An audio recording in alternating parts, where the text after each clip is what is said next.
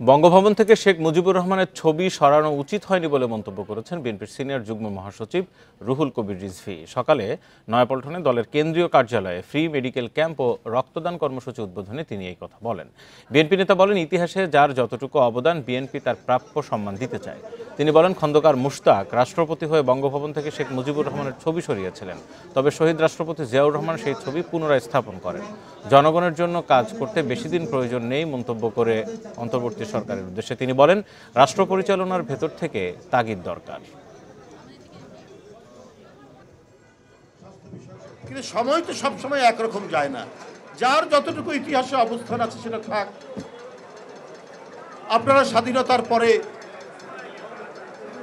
শেখ মুজিবুর রহমানের অনেক অন্যায়, অনেক দুঃশাসন দেখেছি, তারপরে তো সে ছিল, তার ছবিটা ছিল।